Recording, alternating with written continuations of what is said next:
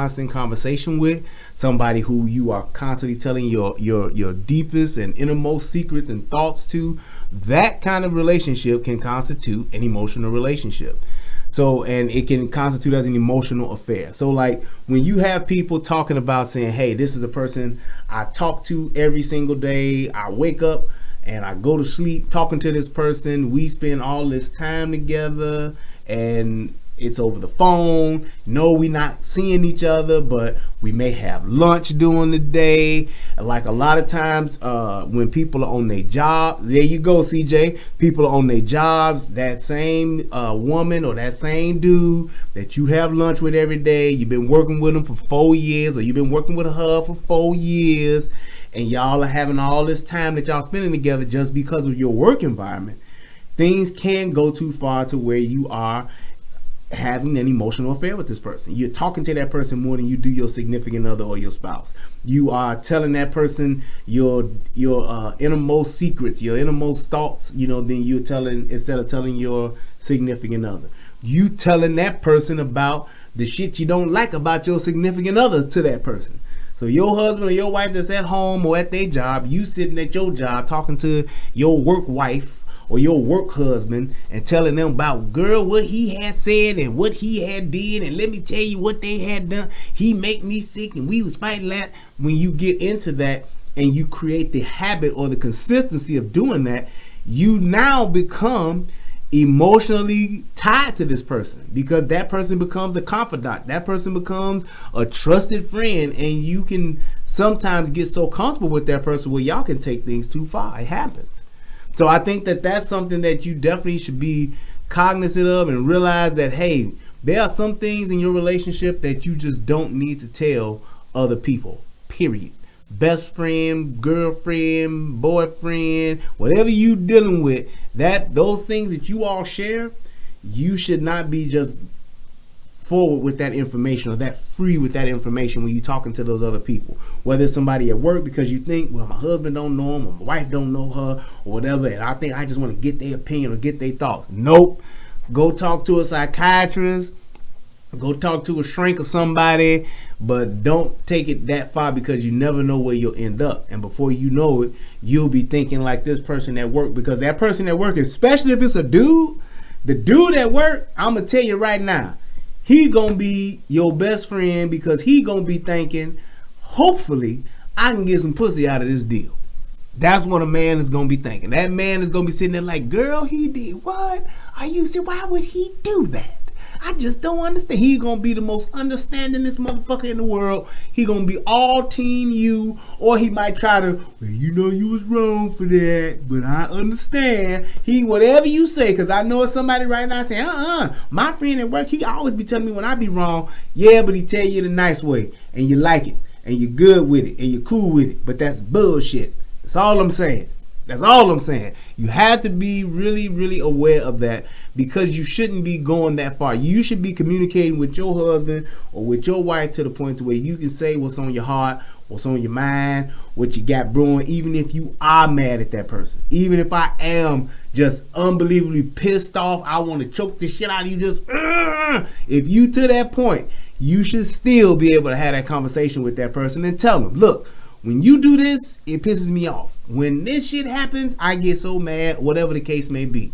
And that's where you should be at. Because when you're not, things can definitely go left and get to the point to where they are just totally unproductive. And what that person will tend to do is they will tend to gravitate towards and lean towards the person that they do get along with. And that person will become their friend. And that person will become their buddy. And that person will become like their brother. Or that person will become like their sister. Next thing you know, the meetings for lunch then turn to meetings at the Red Roof Inn, and it's a bunch of pumping and a sweating going on. You get the red wine, the hard pumping, 1 and 1 is 2, powerful erection. Next thing you know, y'all talking about, I don't know how we got to fucking, but we fucking. That's how it is. Tell you that right now. That's how it happens. So you don't want to put yourself in that situation. You don't want to go there. All right? That's all I'm saying to you. Be mindful of the company that you keep, and be mindful of the secrets that you tell your company. That's all I'm saying. But moving right along, we gonna go ahead and get off up in here into these young questions. Boom, there we go. All right. Now this question is from Nick. No, I'm not gonna tell you who it is. Now, come on now. So this question is from Eve, and Eve says, when should you leave a relationship? Not Eve off of the Rough Riders, the ride or die chick, the pit bull in the skirt. I ain't talking about that Eve. This is just a Eve, okay? So when should you leave a relationship? My grandmother and grandfather were married over 50 years before he passed, and my grandmother said a long relationship is about forgiveness. So in many words, I'm sure my grandfather has cheated before. Okay, so let's get to the first part of this. When should you leave a relationship? Here's my thing. I look at relationships like they are companies or like they're businesses.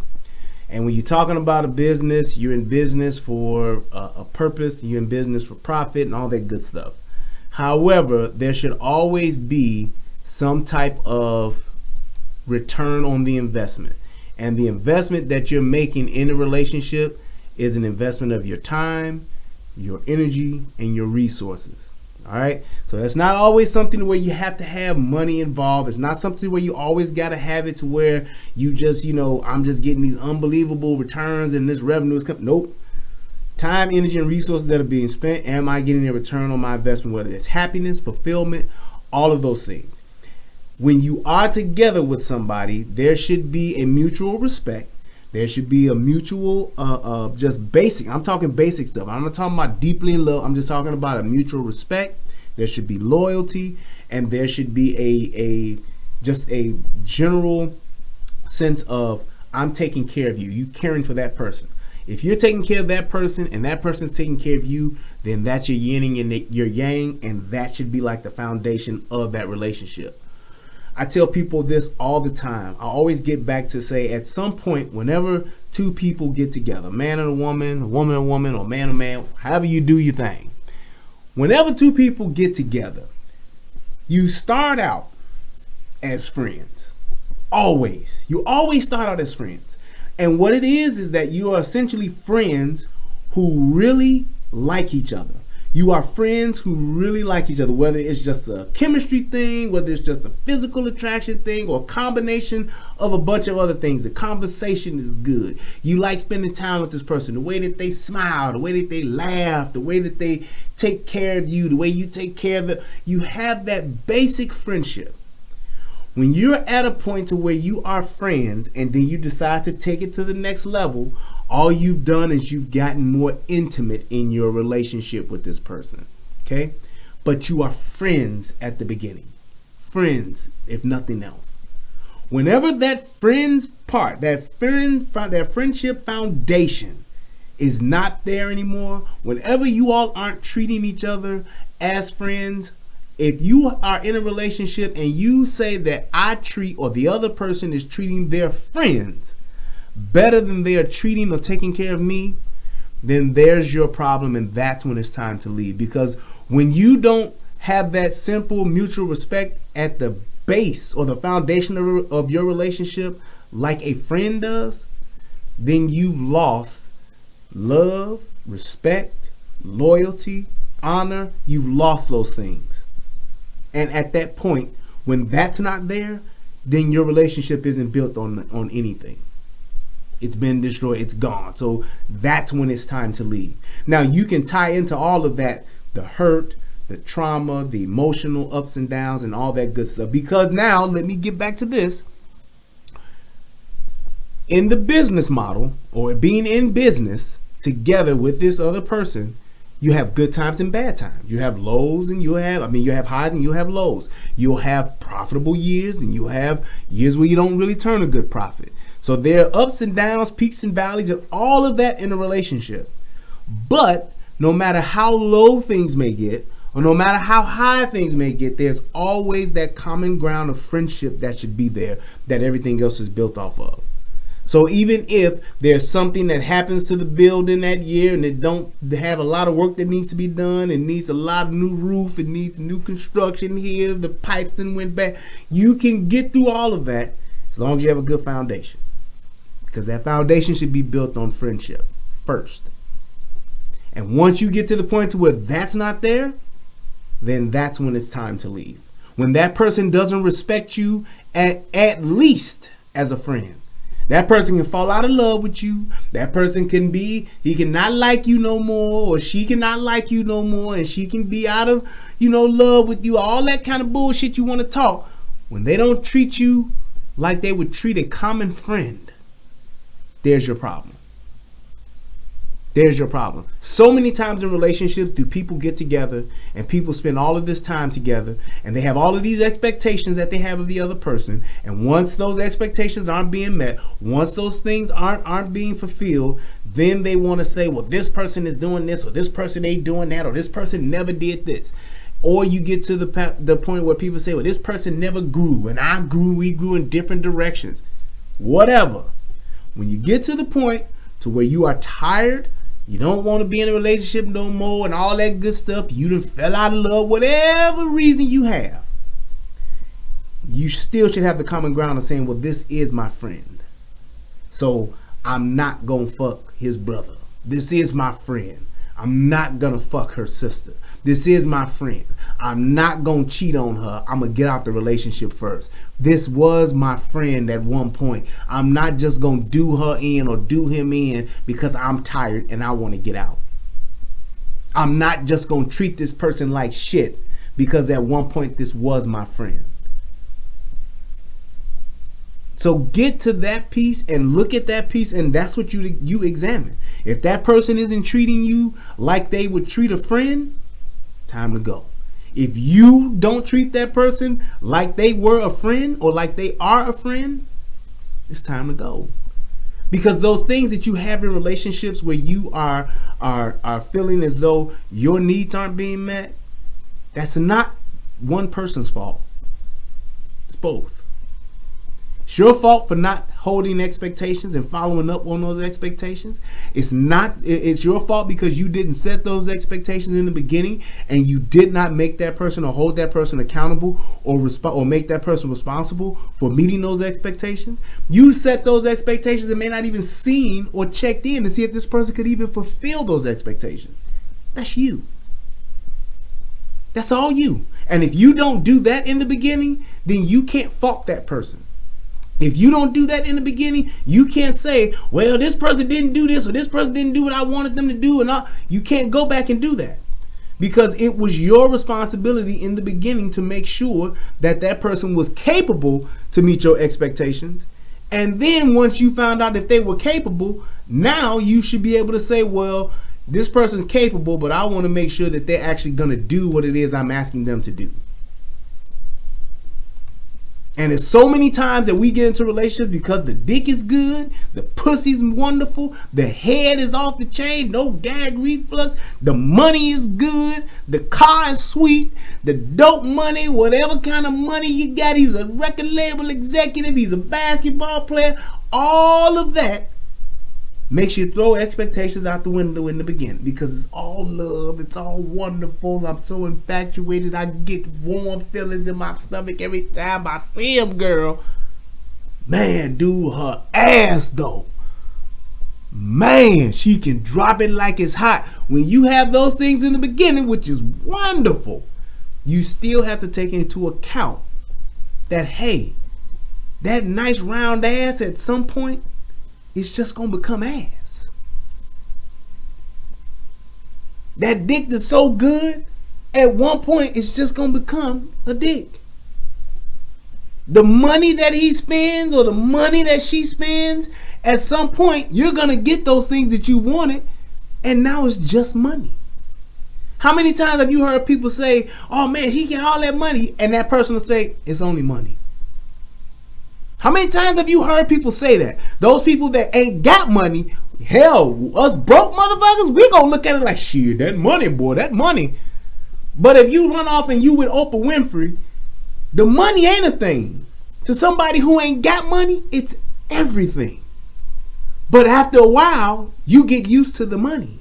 After a while, you get all of the shoes, all of the red bottoms, all of the Giuseppes, all of the purses and the Chanels and the Gucci's. You get all that shit, and after a while, those things, even though they are very expensive, they become just things.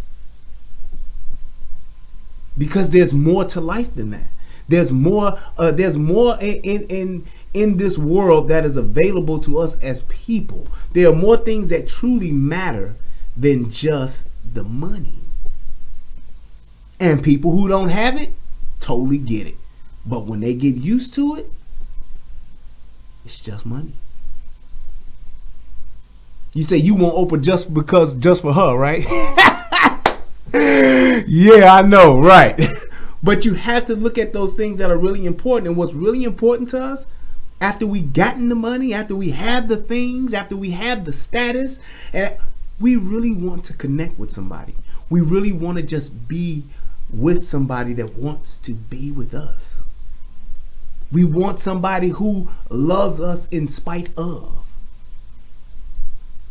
We want somebody to want to be with us in spite of. When you think about those people, when you think about a person who truly wants, all I want is somebody who's going to love me for me. All you really want is somebody who's going to accept you and accept you for the shit that you bring. That's it. You want somebody that's going to say, hey, I'm with you because I want to be with you. Yes, I know you don't clean up behind yourself. Yes, I know you don't wash your ass every day like you're supposed to. Yes, I know your breath stink, but I like you just because of you. Yeah, I know your feet look like some fucking raptor claws, but I like you just because of you. And when you can find that, somebody who just wants your ass just because they want your ass. That's what we all really want. That acceptance, that true, it's not an unconditional love, but it's just a true acceptance and a love for that person because of them being the person that they are. At the end of the day, when you look in the mirror, you got to realize one thing, flaws and all, whether you just a fuck up or you stuck up, there's nobody else in this world like you. There is only one of you. There will never be another. You can have children who can be like you. You can have children who will emulate some of those things that you are. But there is only one you. And that is valuable to a large degree because there is only one of you. That makes you unique. And when you can find somebody who can accept you and want to love you and take care of you because of that, that's what you hold on to. And when you have somebody who don't value that, that's who you let go of. It's just that simple. You say your grandfather and your grandmother were together for 50 years before he passed. And then you say your grandmother said a long relationship is about forgiveness. Very true. So in many words, I'm sure my grandfather has cheated before. Probably has. And I mean, when we talk about cheating and we talking about being together, I mean, there's certain times when you hear about people cheating, and there's certain times where people cheat, and there is a thing to where, hey, it was something that may have just happened and it got out of hand, it went too far, and before you know it, this is where we are. And then there's just that flat out disrespectful, I don't give a fuck about you because I know you ain't going nowhere cheating. That cheating where you got that man come by the house and he knocking on the door talking about I need to speak to her because I love her and I want to be with her now. I'm her nigga on the side, but I want to be her main nigga. That's just disrespect. That cheating where the woman come home and she see the girl that left her panties in between the couch cushion or whatever, and the chick is telling her, yeah, I've been in your house, bitch. I know what kind of bedspread you got. That's just the disrespectful cheating. And it's like it's all relative to who you are as a person. There's certain people who won't tolerate cheating at all. You can't fuck nobody else. You can't sleep with nobody. You just can't under any circumstances. If you do, it's over. I get it. And then there's some people that can say, well, you know what, depending on the way that it happened or what it was, I'm willing to have a discussion or a conversation. I get it too. Because you talk about, and people try to make those people seem like they a weak person or they less than or they stupid. That's not true. Because there are plenty of us who've been in relationships where we were treated like shit. There are plenty of relationships where people got their ass beat. There are plenty of relationships where that person really didn't even love them. They just treated them like a fucking slave. Just took advantage of them. That's the same thing. Your man going out and he's sleeping with some side chick, or he coming home and beating your ass, both are terrible situations. They're both terrible situations. So the woman who stays and gets her ass whooped, she's just as much of a fool than the woman who stays with her man and tries to work shit out? I don't know.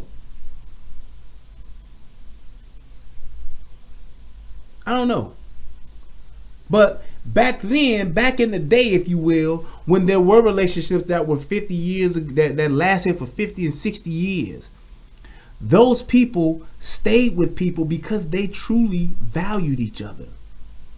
Men and women alike. Because don't get it twisted, just as many men that have second families and third families, there were just as many women who fucked dudes and had babies by other dudes, and it wasn't no DNA test, but everybody knew that baby looked like the milkman. Everybody knew that baby looked like her brother's best friend. Everybody knew that baby looked like somebody else, and that's why, hey, the whole saying that what did Thomas the other day, the mama's baby, daddy's maybe, that's where that shit came from.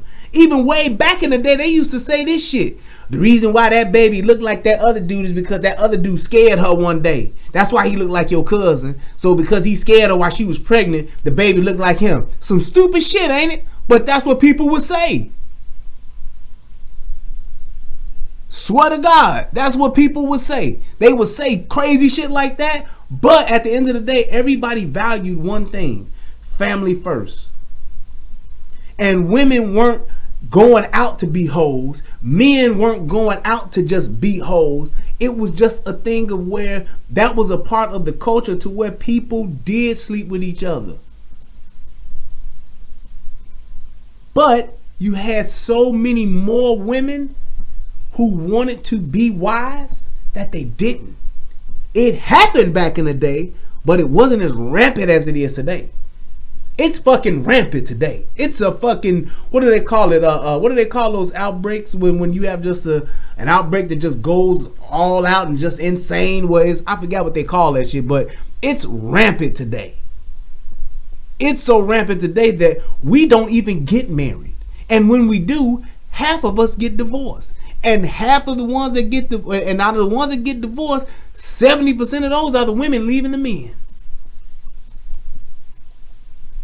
So you think about that, and you think about where people are at and what they're doing today compared to back in the day, back in the 70s, back in the 60s, back in the 40s, back in the 30s. They valued each other because there was a dependence that we had on each other.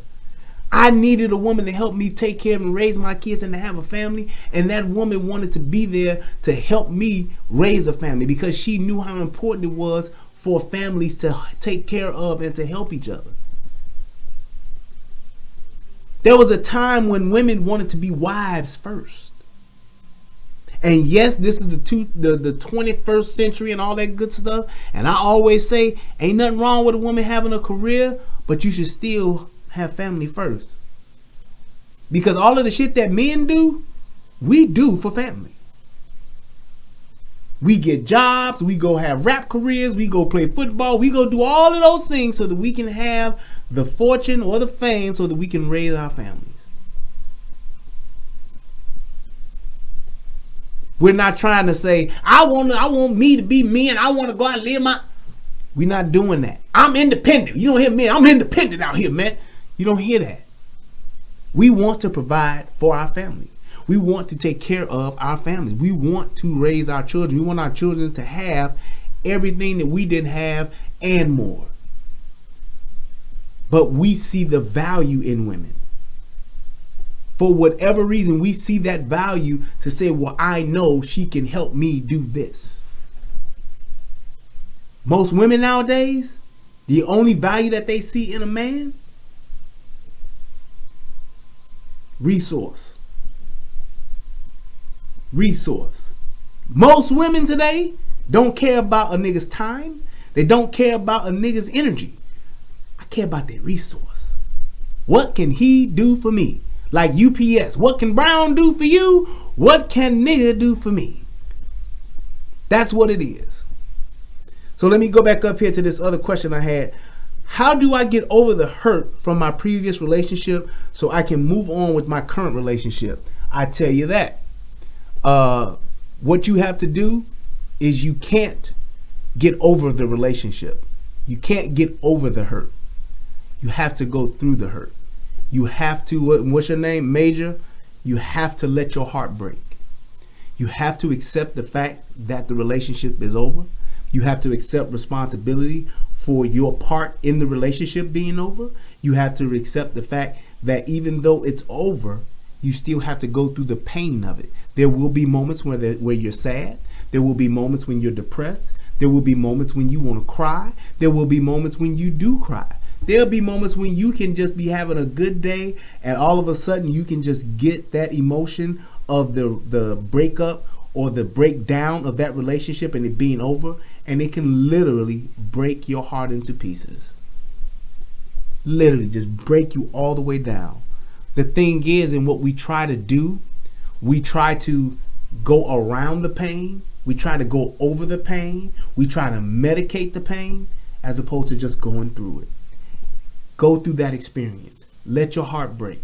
Listen to, you know what my heartbreak music used to be? When I get my heart broke, I listen to Sade. I love me some Sade. I listen to Sade. I cry. I be like, that bitch, she bogus. She didn't love me. She just wanted me for my money. She just wanted me for my car. I go through all of that. But I went through it. And eventually, those tears would dry up. That sad feeling would eventually go away. Now, if you can't shake it and it's been 6 months, you need to go see a psychiatrist. You need to get some help, some real help, and you need to work through it and talk with somebody. But you still have to go through that pain. Find you a professional that can help you, talk you through it, and get through that pain. Because if you try to go around it, you ain't gonna do nothing but find it all over again in the next relationship. So work yourself through that pain. Let your heart break. Let that emotion come down on you. Even though it's going to devastate you, it's going to tear everything down to the foundation of who you are as a person. But now you have the opportunity to rebuild. That's where you want to always be. You can let anything in life can tear you down and break you down.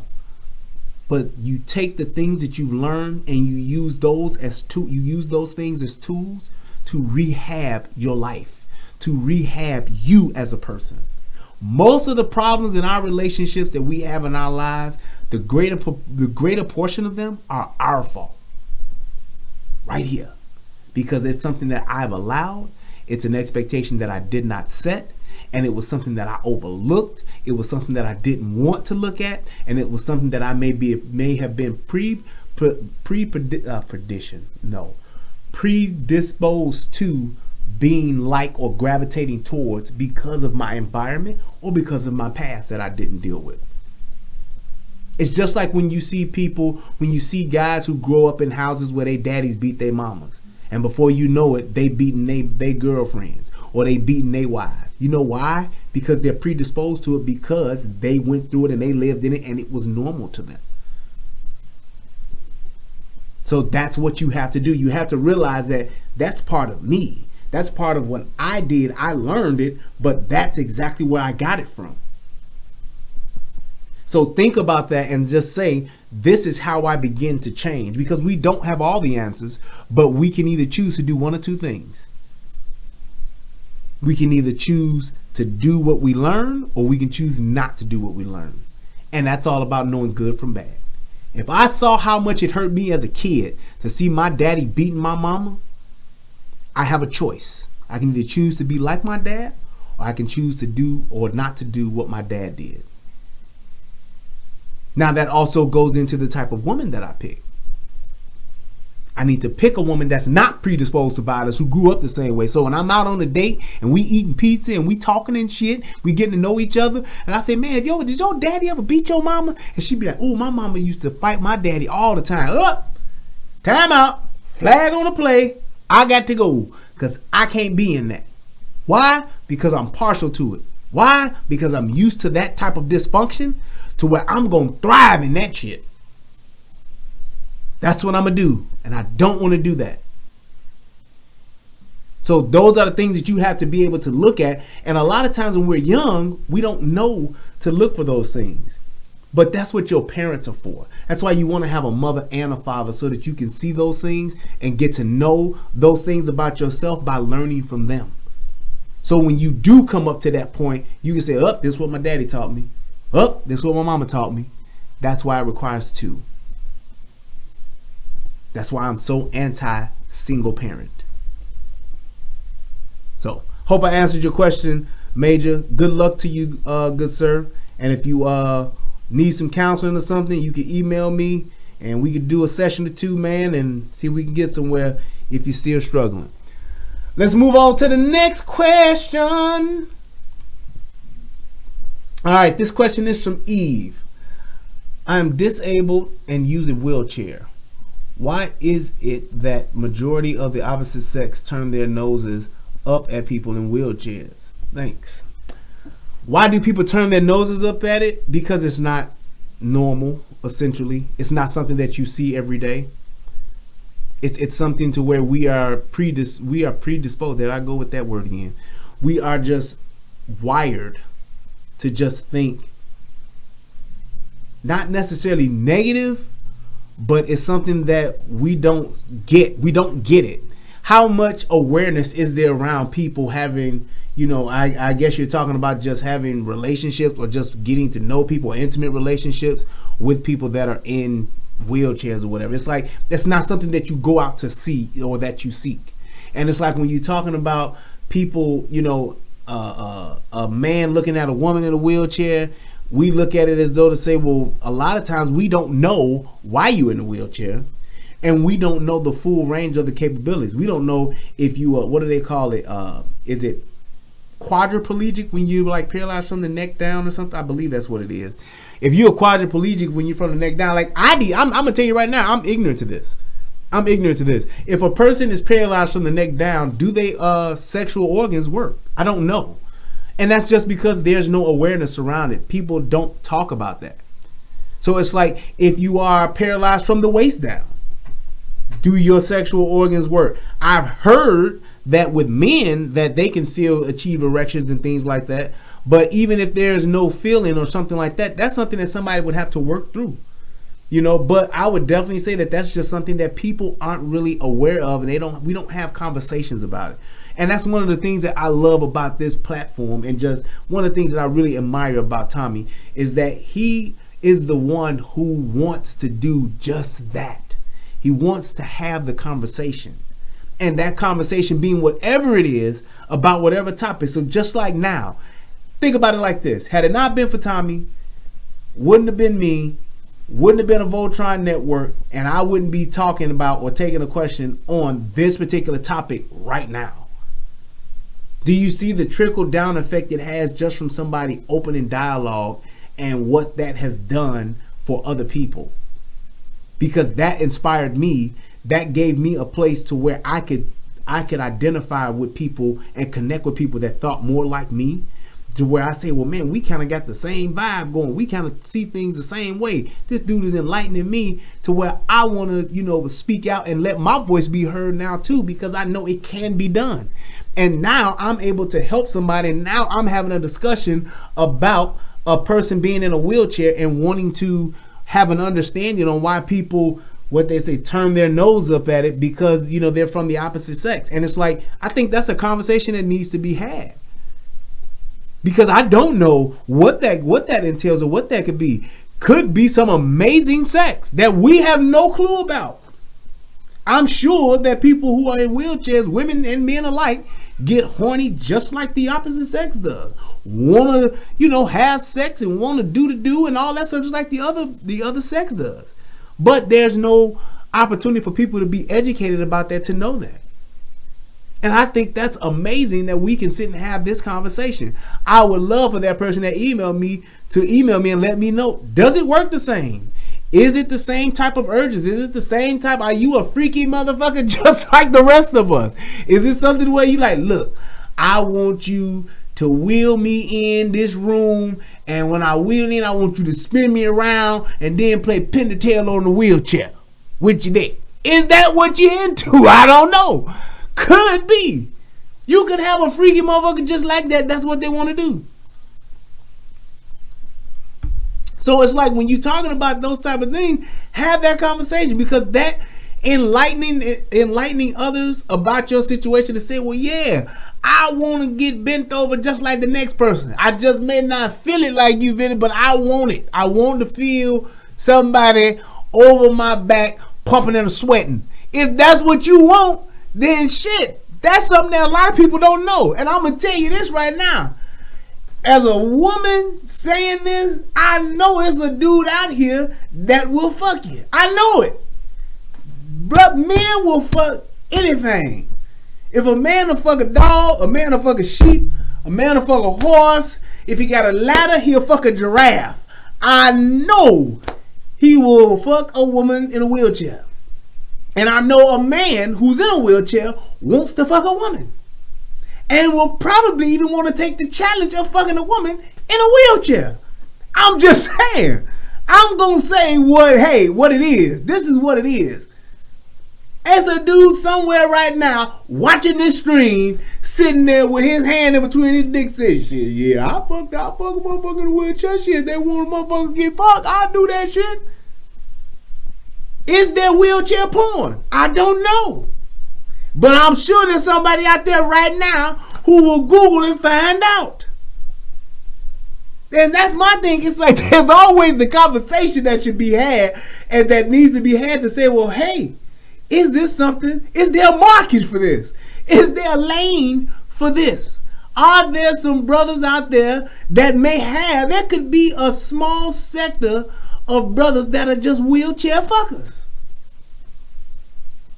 I'm telling you. There you go, CJ. Could there be? If they're wheelchair fuckers, could that mean that there are wheelchair hoes? Are there women in wheelchairs that just want to be fucked, want to be used and abused because they can't feel it no way? Hey, wheelchair porn. I guarantee you it gotta exist in the world.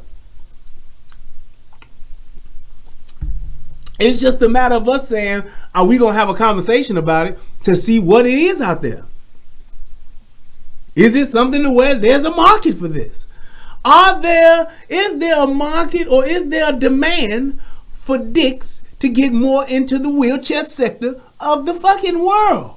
This is where we at right now, people, on the Relationship Rehab Live question and answer roundtable. We're talking about fucking in the wheelchair sector of the world. Are there men? Hey, if men's penises don't work, they are probably the kings of cunnilingus. And I'm sure that there are women out there who would love a man who could just provide that cunnilingus on a whole nother level. That's all I'm saying. And if there is, hey, let's get these people connected. Let's network and get them together. That's what I'm saying. It's like those are the things that we are here for, people. That's why I'm here. As Pops from Friday would say, that's my pleasure. I want to get people together.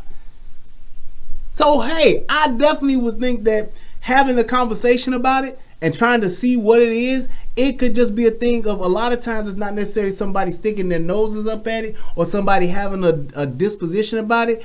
That could also be a thing of just saying, I'm ignorant to it. I don't know about it. He said, hover around hoes. You ignorant as hell, UFO. You ignorant as hell. God damn. That hovercraft.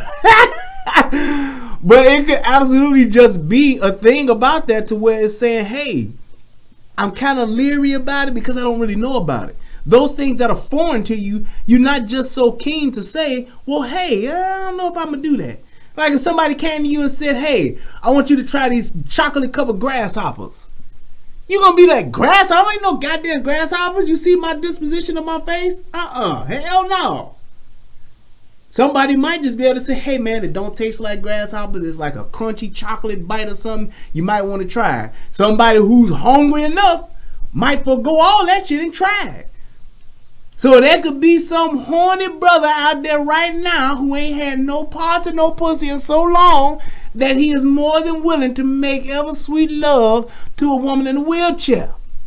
There's some man somewhere who ain't never had no pussy because he's in a wheelchair and would love to just spend 45 minutes to an hour on some wonderful woman's vagina with his mouth.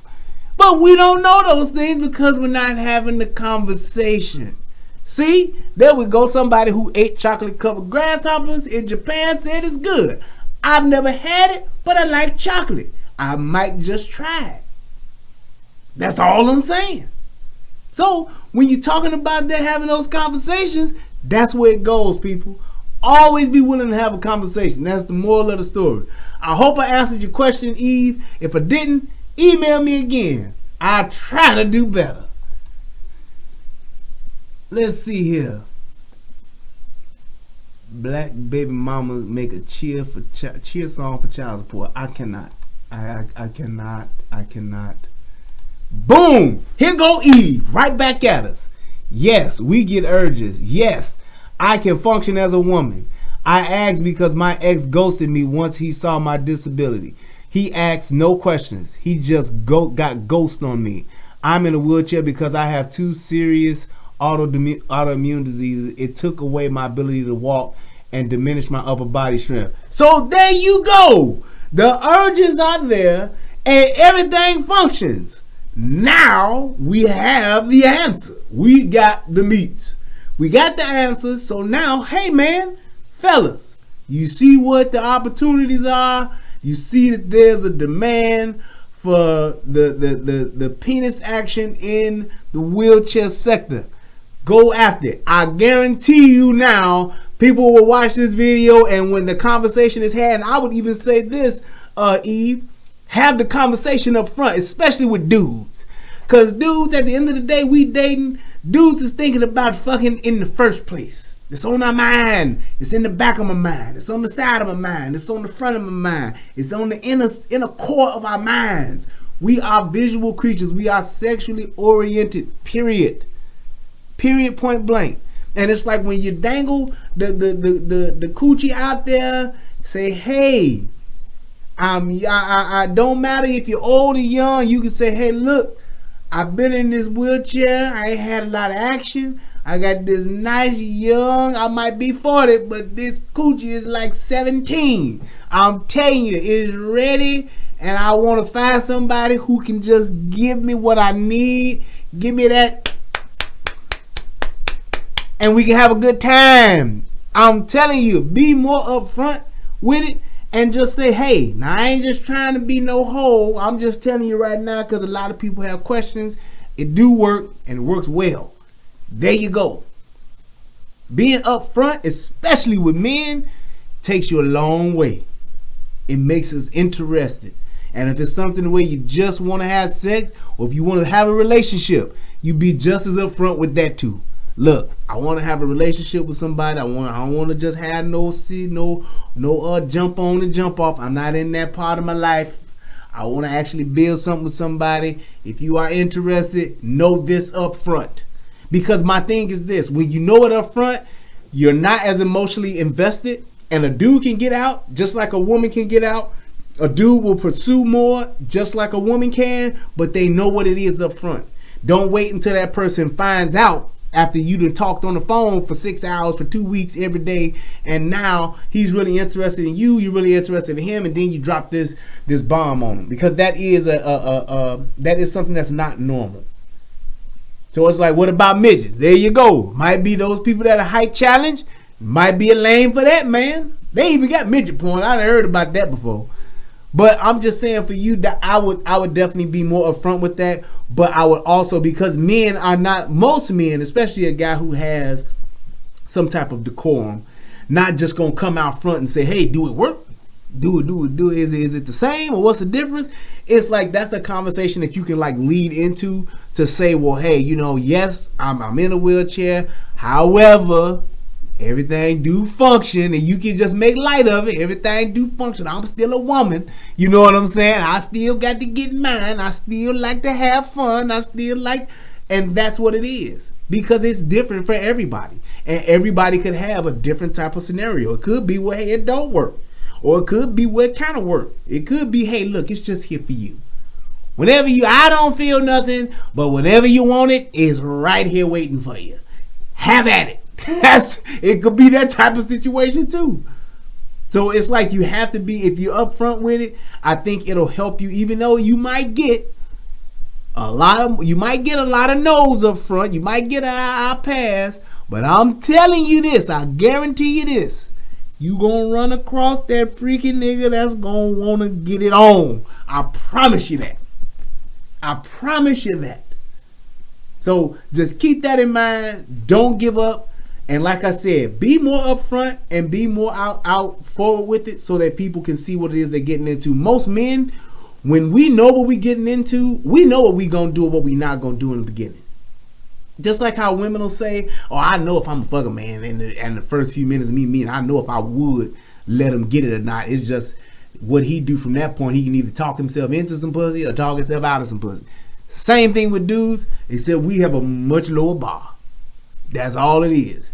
So it's like you can definitely just be more upfront with it, get it out there, and see what happens. I guarantee you, you will get more no's, but you won't waste a lot of time, but you will definitely get some yeses. Promise you that. Let me know. Keep me updated. And if you got some more questions, let's see. Oh, she said, I'm not ashamed. This convo needs to be had. You can say my name. Hey, Miss Heather J, I will say your name. And I was thinking about it. I said, I wonder if she want me to say her name and she can put herself out there. There you go. Put yourself out there, girl. Don't be scared. Put yourself out there. I like that. I like the fact that you're putting yourself out there. And I guarantee you some of these freaky ass niggas in this chat gonna hit you up. Just tell me when they do, because I know they gonna do it. That's what's up. Go ahead. Do your thing. Do your thing. Y'all get out there. Yeah. Get it on, Flintstone.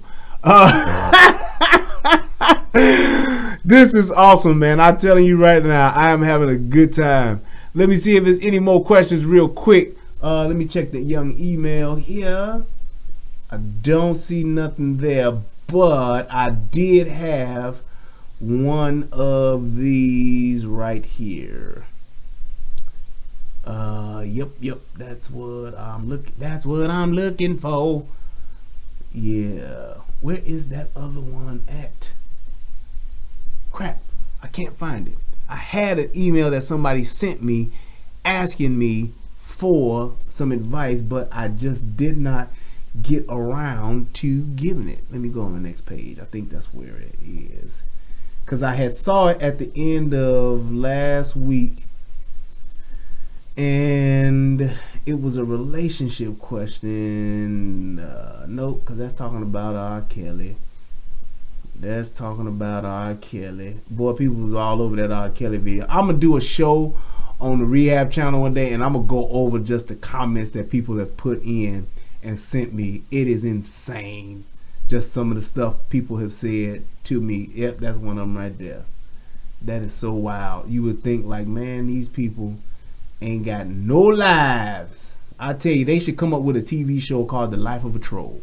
And just go around and just have people just talk. Maybe we should just do that. Do The Life of a Troll, where we just talk about the things that trolls do and the way that trolls have spent parts of their lives just stalking people and just going beyond normal forms of communication to just fuck with somebody in their life. It's just ridiculous, the things that people will do, say, just to get attention from other people. But yeah, That's the other one. And then I thought I had one right here.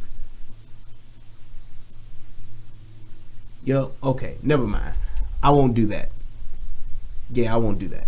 So, anybody got any other questions? If not, we can wrap this up. Let me scroll back up through the comments just to see if there are any more questions. If you do have one, go ahead and repost it now, and I will try to answer it as expeditiously as I possibly can. Check my email. Okay, I will do that. I can do that. I can check my emails. Yes, I can. Alrighty. How quick, Eve says, how quick should people have sex? Very good question. Very, very good question. I would say this. First of all, first and foremost, because of the way times have changed, there's first and foremost a safety issue. And what I mean by the safety issue is we're talking about, STDs, things like that. That is something that you should definitely be at the forefront of the decision-making process of how soon you should have sex with somebody. First and foremost, I don't give a fuck what people say, how crazy it may sound, how crazy it may seem. Everybody should get tested before they decide to have sex with that person. If you with a dude and he like you, you like him, you know in your heart of hearts and in your deepermost depths of your vagina that you would like for him to exploit, you guys should go get tested. Plain and simple. Or say, hey, I got tested 2 weeks ago, or tested it a month ago. Within 2 to 3 months, unless you are living a very, very active lifestyle, I would definitely say, hey, let's just go do it together and let's see what happens. If that's out the way, so the safety piece is out of the way, you're both safe, you both got the boom, and you're good, then I would say it should be this. Number one, you need to know what you want out of the relationship first. Well, second. So safety is first. Knowing what you want or what your expectations are out of that relationship should be second. If you are a woman and a man and just say, look, we just really like each other. I just want to fuck and he just want to fuck. I just want him to fuck me and he just wants to fuck me. Great. You don't really have anything else to figure out at that point. If you want to have not necessarily a fully committed relationship, you just want to, hey, say we see each other from time to time and we get it on. And that's cool. Establish that. If you want a relationship that's more in-depth, you want a deeper commitment, then that's something that you need to be very upfront with before you start fucking, especially for women. And the reason why I say that is because women, whether you want to admit it or not, you have a more emotional attachment to sex than men do. We are built and meant to have multiple partners. Women are not set up that way. They can, because that's why people will say, well, what about whores? Whores have different. Yep, they are, but they are all fucked up, the ones that do. Because you have to realize that there is an exchange and there's an emotional connection, or what people call the soul tie, that takes place. It's just like it is a scientific fact that has been proven that the first man that a woman lets come inside of her, his DNA actually becomes a part of her. That's a fact. So that shows you that that woman is meant to not bounce around, but they are meant to actually be with that one person. That's why they have that bond. DNA is a powerful bond, right? Right. So when you think about that, for women, protect yourself this way. Only sleep with dudes or fuck dudes that really, really are worth something. That will really be able to have the capacity to be able to give you what it is that you need on whatever level that you want. If you just want to say, hey, I just want a committed side dick. If you say, hey, I want a husband. If you say, hey, I want me every now and again boo thing. Whatever it is, make sure that you are dealing with somebody who has the emotional capacity and has the ability to give you that. Because if you don't, it's not going to turn out good for you. A man can go and fuck a woman and 20 minutes later can come be with you and act like ain't shit happened. Whereas if a woman go and fuck a dude, unless she's a damaged motherfucker, barring that, your average woman goes and sleeps with a dude, she go with another dude, If that was some good fucking, she gonna be thinking about that nigga hitting that spot, hitting that pussy, or that orgasm that she felt all the time while she with that nigga, that next nigga. She gonna be thinking about it. She gonna want to text him. She gonna want to laugh with him. She gonna want to hang out with him. She gonna want to take a nap with him. Whatever the fuck goes on, she's gonna want to spend that time with him because they have that tie. That connection is there. Men, it's not so much. Now, yes, there are men who can come across that snapping good pussy, and yes, we will be thinking about it. We want to be with her. Yup, but we can motherfucking say, okay, I can separate. Because I know I'm going to get that again, so I can just go ahead and focus here and do what I need to do. And be with this other chick and see if hers is just as good as hers. That's what a man will do. Men are just wired, most men are just wired to be with different women. Now, the choice that comes into play is that because this woman is offering so much more, this woman has so much more to offer that it discounts that other woman to where you say, well, nah, I can get everything I need from her, so this is who I'm going to be with. So that's my point. So I would say once you get that figured out, then that's when you should say how soon you should have sex. And that's just from a woman's perspective. Men, it's a little different because men, we can just get it on and get on and get off. Women, it's a little bit different, and I don't like the fact that most women try to make it seem trivial. Oh no, I don't care about that. That's not true.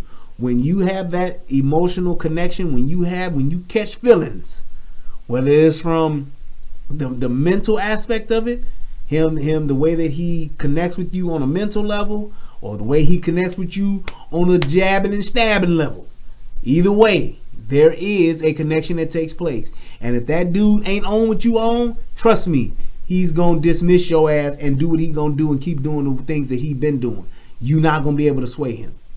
So be mindful of that. And once you are mindful of those things and you know what you want and he's going to give you what you need, then go ahead. If you can get all of that shit figured out and on the first or second date or whatever, you want to give it up, give it up. If you just want to get some dick and y'all both safe, give it up. Go ahead. It's the fact of just saying when you, and here's the thing to where people say, well, is she a hoe if she do that? No, she not a hoe if she does it with this guy. Now, if she doing it with 4 dudes out the week, she's a whore. Just is what it is. She's doing it with every dude. She got a different dude she's doing that with each month. She's a whore. That's just what she's doing. And that's not a good thing. I don't give a fuck what anybody says. Hey, you can do that. That's you men can do it just like women can. Nope. Your shit ain't wired that way. Your body is not meant to take that many dicks from at a time. It's just not meant to do that. It's not built that way. Your checking account and savings account is not set up that way. Your accounts are not set up to where you can just take random dicks. It's just not set up that way. It causes a problem with you mentally. It fucks with your mind.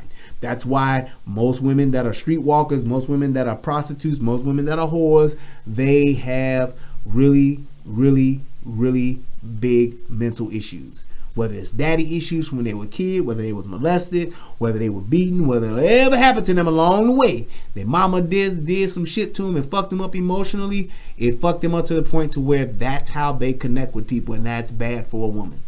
Because you should not be just connected with somebody just by the physical act of sex. Especially somebody you don't know. So that's my answer to that. Like I said, make sure that you're safe first and foremost. And once you're safe, make sure that person can give you what you need so that you can actually make the association to say what this relationship is. Because so many times women get into relationships and they have one idea of what they want their relationship to be, which changes based on how he making her feel, and then the dude is on something totally different. Look, I thought you was just calling me just to get some dick. I didn't know you was trying to whip your pussy on me into me becoming your man. That ain't what I was here for. And if a man ain't on that, believe me, he ain't gonna be on that. He gonna move on, or he gonna hurt your heart and let you believe the dream while he out fucking somebody else. So, that's all I have to say about that. As if in my Forrest Gump voice. Let's see. We got one more from Eve. I need to end my 5-year relationship, but every time I am face to face with him, I get weak. I love him and keep hoping it will get better, but I can't change him. It's not right to try. How do I find the strength to end it? Because I do love him with all my heart. That in itself is not his problem. That is your problem because you have not accepted the reality of the circumstances in which you are in. And what I mean by that, Eve, is that you want to end a 5-year relationship, right? And you want it in your mind, the reason why you want to end it. And you're saying that when you get face to face with that person, you get weak because you love him and you keep hoping it'll get better. In 5 years, if it ain't got better, it ain't gonna get better. You have to realize yourself. This is all you. You have to realize what it is that you ultimately want. Do you want to, because you, like you said, you can't change him and you shouldn't try. The expectations you have of him obviously can't be met. And he's obviously has no intentions of meeting them. So the fact that you stay in this relationship is to your own detriment, because what you're doing is you're wasting your time. You're wasting your life. And the fact that I don't know what's keeping you from leaving, you get weak. I don't know what's making you weak. If it's the dick, if it's the paycheck, if it's the promise of him telling you, oh, baby, I'm going to get better, I'm going to try, just don't give up on me. Whatever it is that's keeping you there, then that is what your problem is, and that's what you have to work out. You have to get over the fact or the point of saying, this is not what I want, and this is not working, so I need to leave. And prepare yourself to do that. Because if he was coming home, or every time you got face to face with him, he punched you in your face, I'm pretty sure you would be like, yeah, this ain't working. I need to go and get on the vibe here, because this nigga done hit my shit the past 6 times in the past 6 days. And I've been trying to leave. No, you have to make up in your mind that you are ready to leave. Now that I'm ready to leave, and I know that I gotta leave, it's for my betterment, it's for me to survive, and for me to live a better life, for me to live a more fulfilling life, for me to be able to say, I'm gonna stop wasting my time, my energy, and my resources with this man. I need to move on. Then it's a conversation that just needs to be had right then and there. But you have to be gone here, and you have to be gone here first. Don't happen necessarily overnight, but it shouldn't take 5 years. So you have to go ahead and accept the fact that it is over. You have to accept the fact if you want it to be over. There could be a sick part of you that's just like, I kind of like the back and forth. I kind of like wanting to be gone, but kind of not being gone and falling back in. We arguing and fighting, and then we fucking and making up. Maybe that might be your thing. And that in itself is your own dysfunction that you have to work out. But if you want to leave, you have to make up in your mind that you are ready to leave and that you truly do want to leave.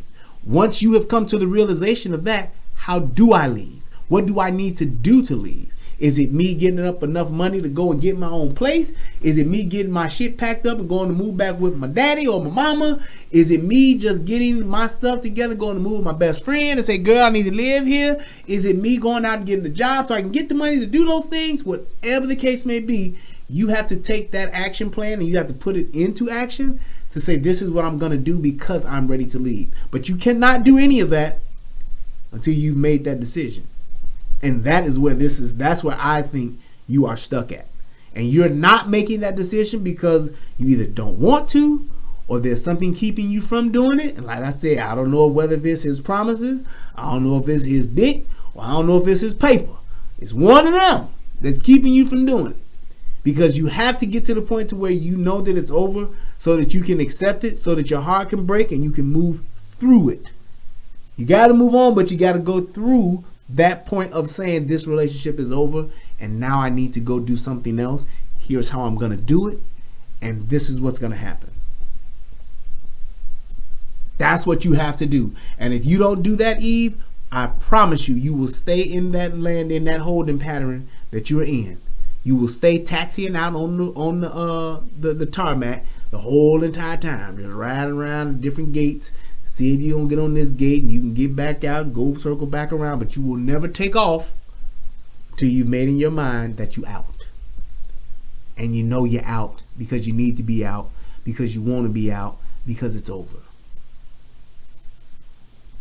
That's what you have to do.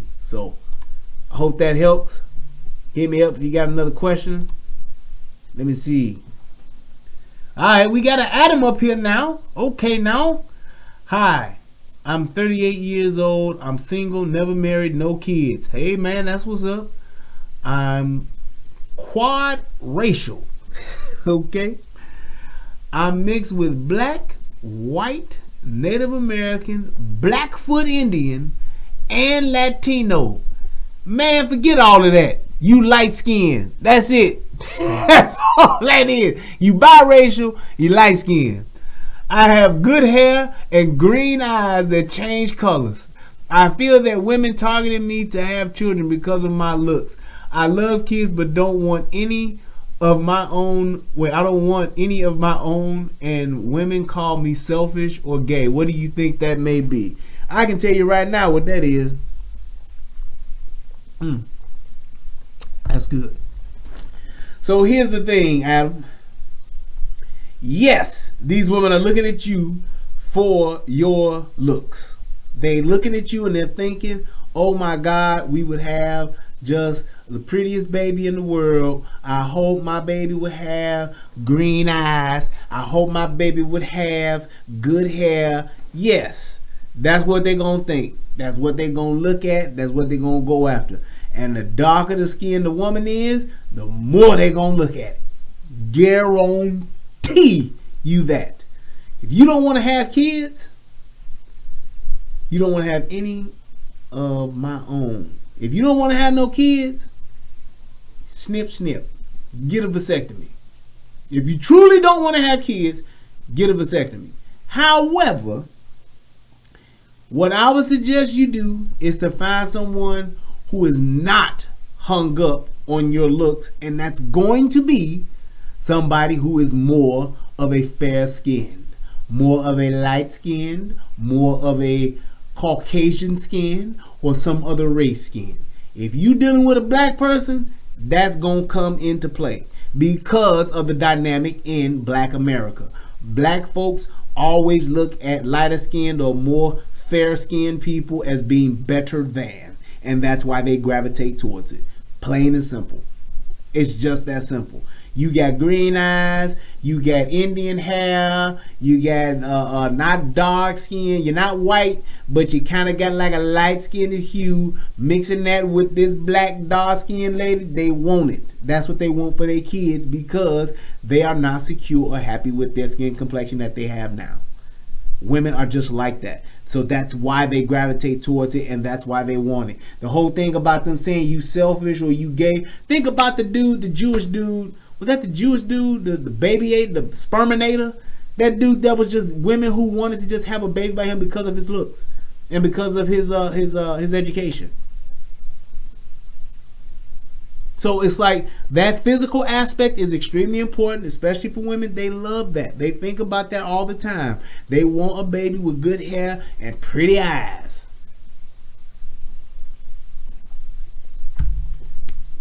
They just do.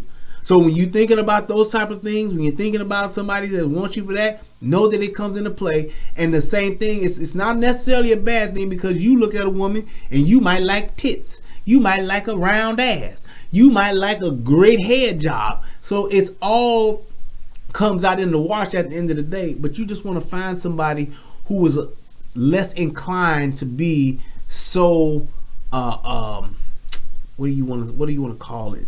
They are just so into your looks to where they're not even concerned about the person that you are. And I'm telling you right now, most people, especially people in the black community that are not used to that don't have fathers, that come from broken homes, and they just want a baby like a fucking Chanel bag or a Gucci bag, that's all they gonna give a damn about. Girl, he got that good hair. Girl, he got them pretty eyes. My baby gonna be so pretty. I'm gonna let his hair grow out. He gonna have a long tail, and we ain't gonna never cut it until he 18. That's what they gonna do. So I'm just telling you that right now. And yes, they will cater to, they will be super nice to, extra nice to you because they want that green eye, light skin, long curly hair dick up in them because they want to have a baby by. That's all they want because they know the attention that they will get by having a baby by you. Plain and simple. And as sad as it is, that's the truth. Now, the more people that you are with, or more people that you're around that are from different cultures, have different racial backgrounds, you will definitely not experience it as much. That's just like how a lot of there are some Caucasian people or white people that will say, I really want to be with a black man because I like his color. I like his skin color. And I want my kid to have color. Same thing. Same thing. But then there are people who are in the middle who may come from a biracial family. And it's not really that big of a deal for them because they've already experienced it. They know what it's like. They know how it is. So they are more inclined to say, oh, I can kind of move past that. Yeah, he got some pretty eyes. Yeah, he got a nice gray hair that I like. I like his wavy gray, his wavy black hair, whatever it is. I like that, but my daddy kind of looked like that. My brother looks like that. I got that in my family. So it's like you may want to try to commune more with those that are more like you or maybe even lighter than you because they won't see it as much as people that are of a darker hue would. Black folks would. Because that is something that is ever prevalent in our community. That whole colorism thing, color struck, whatever you want to call it, that's exactly what it is and what it's about. So it's like we have that so bad because most of us aren't raised with fathers that tell us that our skin is pretty, that our color is beautiful, that our hair is different but it's still gorgeous. We don't come from that. And for women, I always tell people all the time, the first man that a woman falls in love with is her father. The first man that a woman learns how to love is her father. And when she does not have that, she's in search of it and she doesn't know what she's searching for. All she knows is that there's a attention deficit that is missing from her life, and she will do anything and look for anything or anyone to fulfill it. And that's why you see all of our young black women on Instagram taking pictures for likes. That's why you see all of our young women shaking their ass first, putting their ass in the camera, doing their lips like this, like it's doing all that duck lip shit because they want that attention. And they get some of it from likes. You will continuously see that because it ain't nobody at home telling them, Princess, you're beautiful. Princess, you look so pretty. Princess, daddy loves the way that you look. Daddy loves the way that you smile. Daddy loves that dress you're wearing. Daddy loves the way that you sing. Daddy loves the way that you dance. Daddy loves the way that you, all of that stuff that they don't hear from their daddy, they looking for it from these young niggas and these old niggas out in the streets. And that's where they're getting it from.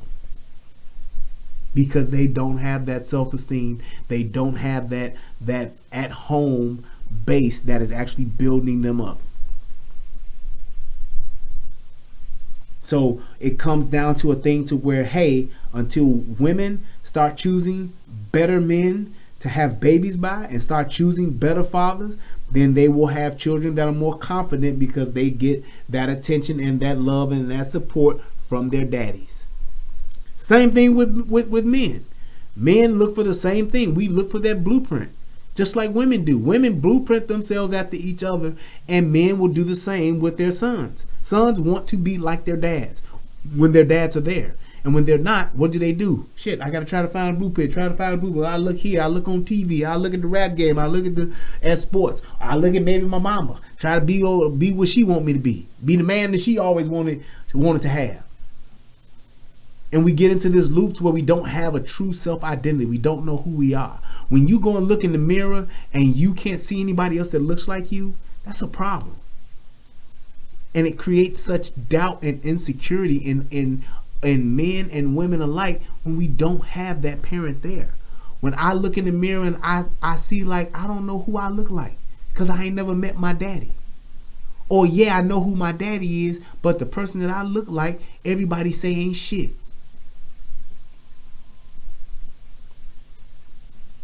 That's powerful. That's really, really powerful when you don't have that, when that's absent from you.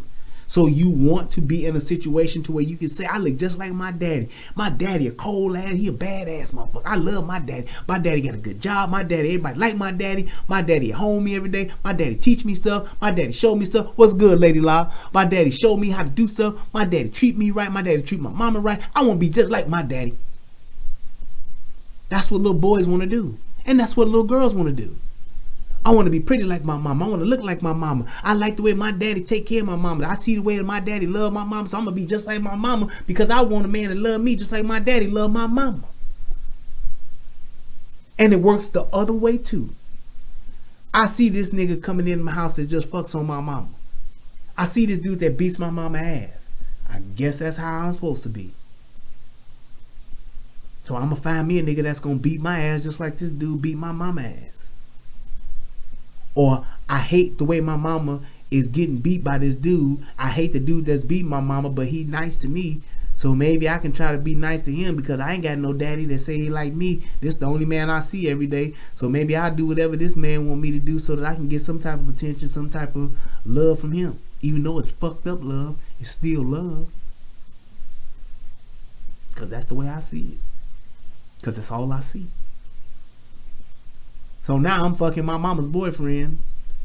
And my mama mad that I'm fucking my mama's boyfriend, her boyfriend, because she see that I look better than her because she used to look like me before she had me. So she kind of hate me too.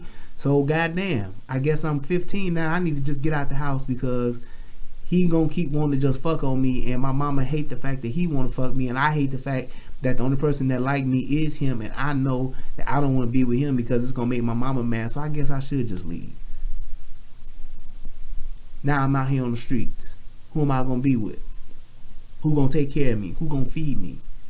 I guess I got to do it myself. Or what do I have? I don't know how to work. I ain't got no good job skills.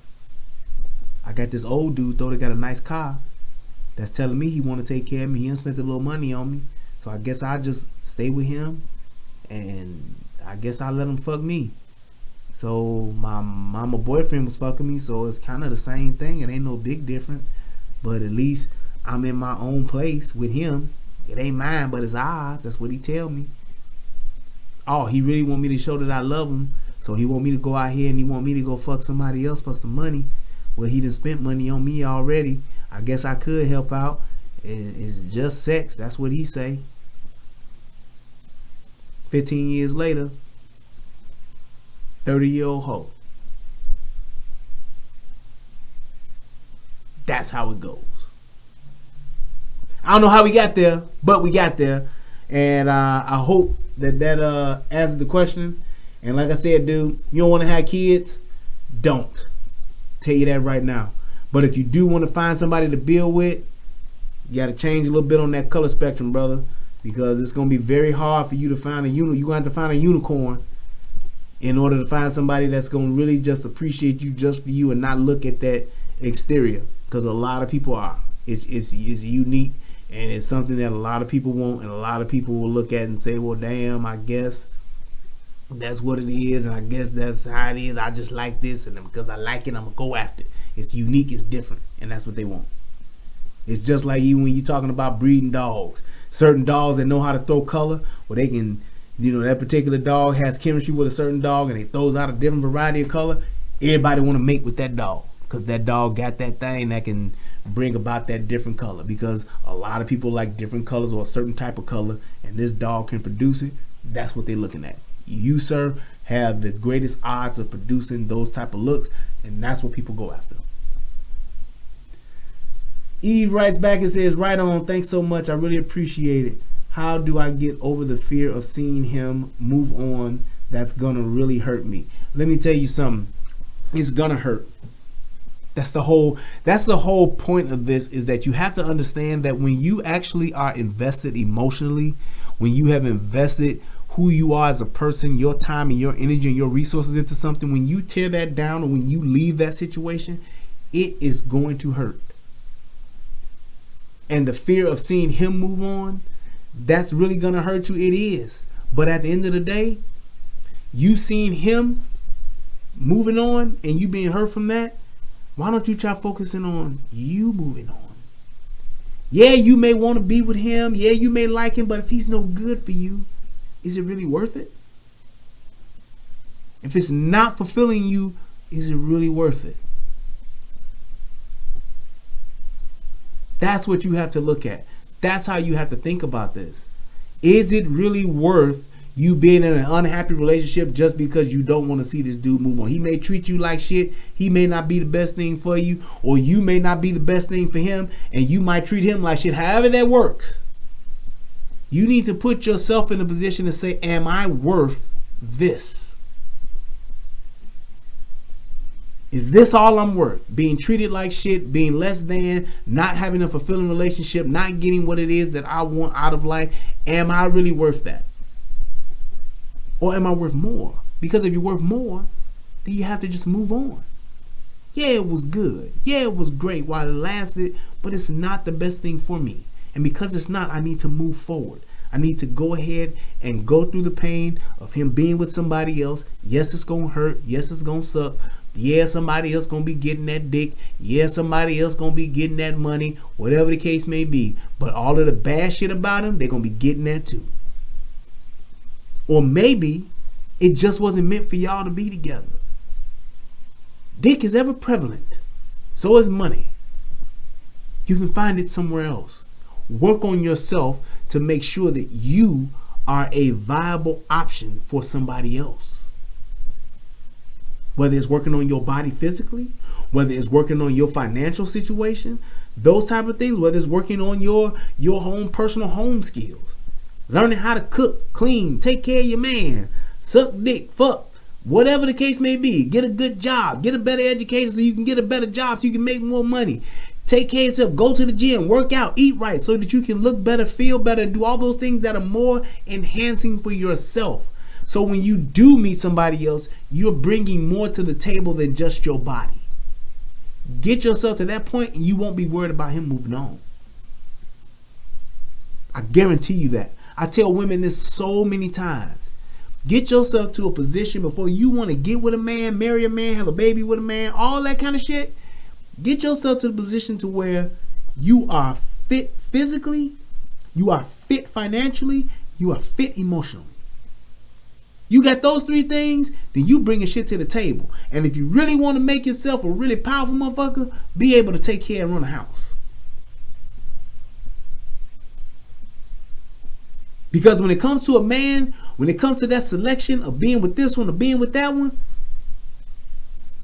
four things that a real man gonna look at. Where she at physically, where she at mentally, where she's at financially, and where she's at family-wise. She can take care of my kids. She's a great woman, great homemaker, great wife. She can fuck my brains out, give it to me how I want, when I want, where I want, how many times I want. She'd never say no. She can take care of herself financially. Not that she got to support me financially, but she can take care of herself. Her profession, her job, whatever she does, she's able to at least take care of herself. She knows how to work a job. She knows how to stay on a job. She can financially take care of herself. And I ain't just talking about buying your own clothes. I'm talking about food, clothing, and shelter. I can buy my own food. If I need to, I can buy my own food. I can provide myself with my own shelter. And I can provide myself with my own clothing. You can do those things. And then you can also say, what was the other one? I said financial. Oh, emotional. You emotionally fit. You not a crazy motherfucker. You not a low self-esteem motherfucker. You not a depressed motherfucker. You not a motherfucker with so many emotional problems dealing with your family that's all fucked up. You ain't got that shit going. That's a 4-star chick. What y'all want to call it? That's what you want to be. You want to be in a place to where you got those things, to where you can say, I have something that I'm bringing to the table that is of value. Because there's another woman that got a bigger set of tits than you. It's another woman that got a tighter pussy than you. It got another woman that got a rounder or fatter ass than you. So that's all relative. That's all comes out in the wash. It's those other things that you have to possess. She's kind. How about that one? She fucking smiles. She makes me feel happy. She is a happy person. Those things like that make a big difference. And when a real man is choosing, he's thinking about those things. When I'm gone to work, is this bitch at home cussing out my kids? When I'm at work, is she beating the fuck out my son? Because she don't know how to handle her emotions, she can't handle my children or our children. Does she have a fucked up family? Those are the things that people are talking about, that men think about when we say, I want to choose you over you. I want to be with you because you got this and this. Every woman got a mouth. Every woman got an ass. Every woman got a vagina. Every woman has tits. And if she doesn't, it's a man. There are no chicks with dicks, people. There are only guys with tits. But when you get to that point and you see those things, that's when you can say, this is the person that I want to build a life with. This is the person that I want to share my life with. This is the person that I want to say is the person that I want to live and spend the rest of my life with and share my life with because of what they bring to the table.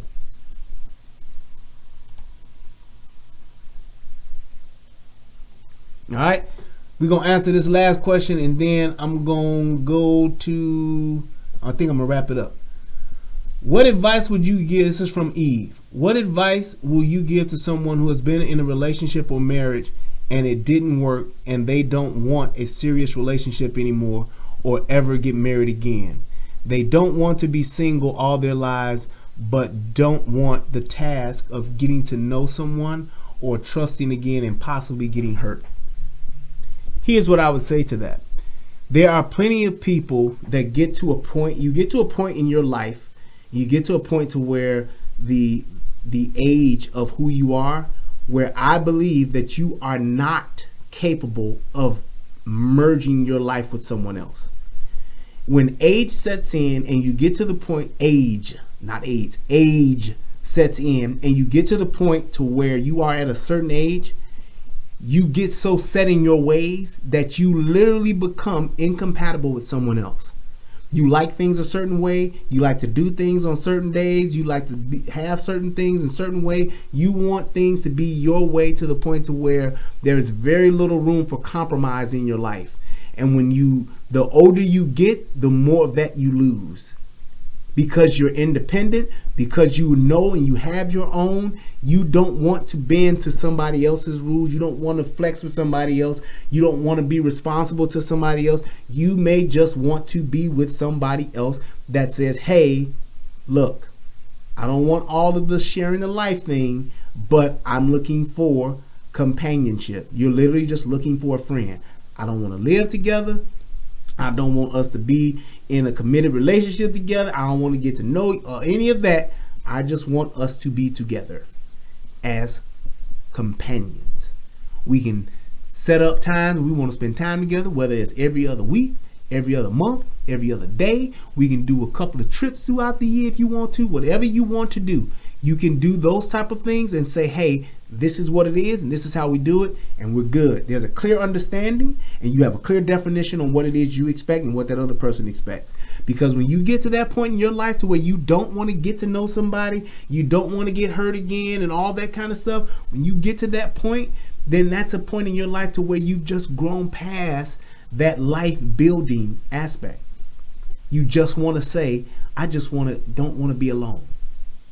Yeah, I want to maybe have a little dick, have a little pussy every now and again and get it in every now and again. And hey, hit the spot and we good. We can go have dinner and that's it. We can go to the show, go have dinner, go home and that's it.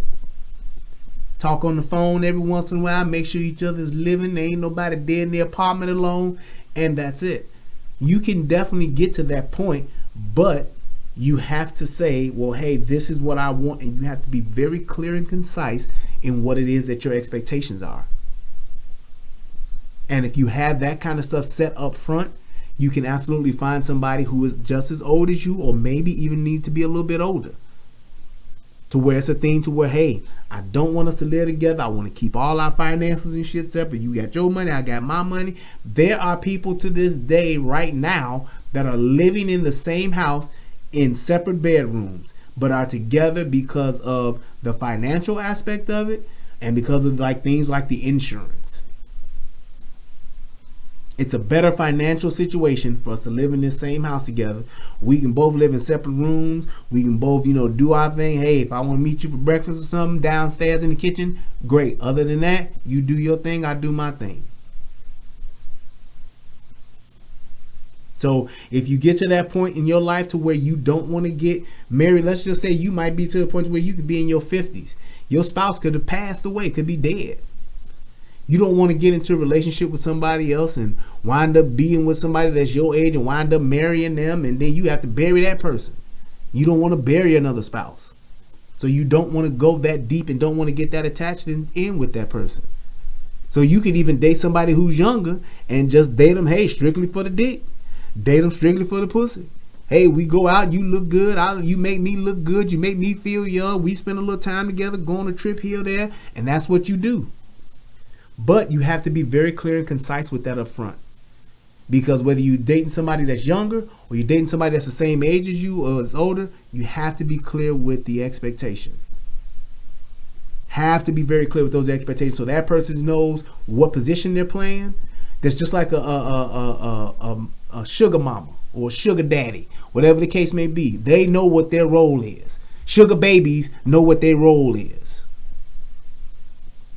I'm here to be on call, at will call pussy, whatever you want is here, but you got to buy me this Gucci bag, give me this Chanel purse, give me these red bottoms, give me whatever it is that I want financially, because that's what you can provide, because you have that resource. It is what it is. If I make you feel good and you make me feel good, I don't give a damn about what everybody else think. So it's like once you are done with that marriage, and like this person said, like she said, you're in a relationship or marriage and it didn't work, and you don't want another serious relationship, don't have a serious relationship. And yes, there are some drawbacks to that. You ain't gonna have somebody who's as committed. You're not gonna have somebody who is as in deep. You ain't gonna have somebody who's going to care as much. That's one of the drawbacks of that. That's a con. But the pro to that is you're not in that deep. You don't have that type of commitment. You could have children that can come and take care of you and see about you and check on you if you fall in the tub or something. They'll come over to pick you up, but you don't have that responsibility of being responsible to somebody else. So if you don't want that serious relationship, you don't want to get married again, put that on the table, keep that up front. This is what it is. You don't want to be single all your life, but you don't want the task of getting to know someone or trusting again and possibly getting hurt. Be upfront and set clear expectations. One of the biggest reasons as to why relationships don't work out and people hurt each other is because we don't set clear expectations and hold people to them. You will tell somebody, oh, I just want somebody to be loyal. I want somebody to be nice. I want somebody to make me laugh. That's what everybody wants. But if you say, hey, I want somebody who is not going to cheat on me. I want to be exclusive. Saying that up front is what it is. Can you do that? Is that what you want to do? Yeah, I want to do that. That's what I want to do. Here's how I'm going to hold you accountable to that. Don't let me call you and you don't answer your phone. Don't let me look at your Find My Friends and you done disappeared. Don't let me not be able to get access to your phone, because those are things I'm going to use to check up on you to see if you are fucking around. And if you are, I know what time it is. If you ain't ready to commit like that, if you don't want to get into that, I'm good. And you can move on, because if a man really wants to be with you, if a woman really wants to be with you, they will do that. It ain't about, oh, you got problems, you insecure, you this, you that. Shouldn't matter. If I want to be with you, then I'm going to either meet those expectations or I'm going to be adult enough to say, I can't do that. I ain't never lived like that. I've never done those type of things, and I don't want to compromise who I am now as a person to do those type of things. So therefore, I know I won't be happy in this relationship. And since it's two of us that's going to make this work, this ain't the right thing for me. That's what's up. That's a real conversation, and that's a real respectful answer. And you can't do nothing but honor that. Set expectations, hold people accountable to those expectations, and follow up on those expectations. And if somebody doesn't know how to meet those expectations, it's your job to show them. It's your job to teach them. It's your job to demonstrate the expectation that I'm going to hold you to. It's my job to do that. And that's what it is. Those are the type of conversations that we need to have as adults before we have a baby, before we move in, before we get married. Because at any given point in time, when that doesn't work, fly like an eagle into the future. That's what you can do. And you ain't got nothing holding you back and nothing holding you down, nothing weighing on you. It is what it is. So, I hope that this video helps somebody become a better version of themselves. I want to thank everybody that participated. I'm going to really consider the phone thing so we can possibly do that too. But the emails tonight were phenomenal.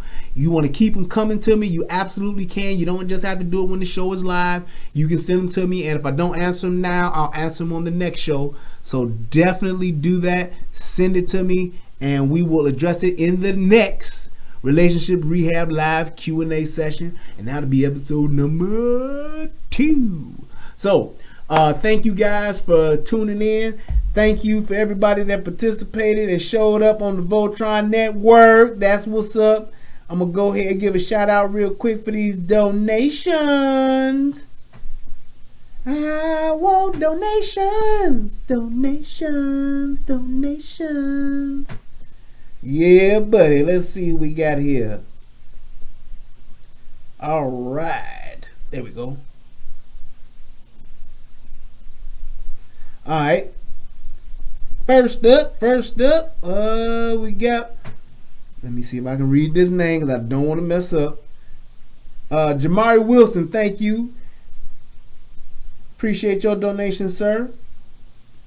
Also, let's see, we got, hey there, this is Exquisite Mobile Auto Detailing. Thank you, sir. Exquisite MAD, showing support. I didn't want to say your name because I didn't know if I could. So I want to thank you for your donation, sir. Thank you so much.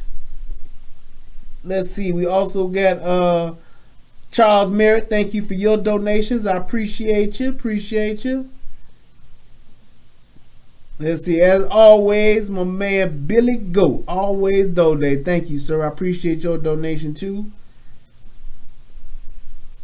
Last but not least, I want to give a shout out to my man Teddy Combs. Love your words, brother. I appreciate that, man. And I hope, like I said, that this really helps some people. I'm glad that we're able to have these type of conversations and just talk about these things. We've learned so much from each other, I think, from this dialogue. I hope you guys can learn something. And we can really just continue to grow and develop. Oh, I got one more from my man Martez. Thank you, Martez. I appreciate your donation, sir. That's what's up. I just really thank you guys for the opportunity. Thank you guys for just being here. I do have a Cash App. I do. Let me see. I don't even know what it is. Oh, wait. Yes, I do. Hold on. I got me a Cash App. What you talking about? Yeah, it's the $ the Relationship Rehab. That's my Cash App right there. So it's a $ relationship. Well, I'm sorry, not relationship, but the Relationship Rehab. Boom! Hit that Cash App. There it is. There it is. There it is. But thank y'all so much, man. Like I said, I just love having a conversation and being able to talk with you guys. I want to thank my brother, Mr. Tommy Sotomayor, for giving us this opportunity on the Voltron Network. The Red Lion has reported and is now on duty. Like I said, you guys definitely send me some more emails. I'll definitely address them, and we'll look forward to doing this again with y'all. Maybe we can come up with a set date or something. Y'all let me know what y'all think. We can come up with a date and a time. I'm usually after like 7 o'clock Central Time type of brother, because I do have a job. So yeah, y'all let me know. Thank you guys so much. I appreciate you. To all the mods, thank you for your hard work. I appreciate you guys. Everybody does in Soto Nation. We appreciate what y'all do, even though y'all be fucking up sometimes, but I still appreciate the effort that you guys put into just keeping the conversation on track and keeping the channel moving. So thank you guys so much. And thank you for hitting that Cash App, Faith. Thank you. I appreciate it. You guys have a good night. Peace, and have a happy Easter. Get together, get you a plate, get you some macaroni, some greens or something. Y'all break some bread together. Have a good time. I love you guys. Peace, and I'm out. Dun, dun, dun, dun, dun, dun. Yeah, we're going to get that Voltron soundtrack on here. I know I got it somewhere, but I just didn't set it up. But I will next time. Love you guys. Peace, and I'm out.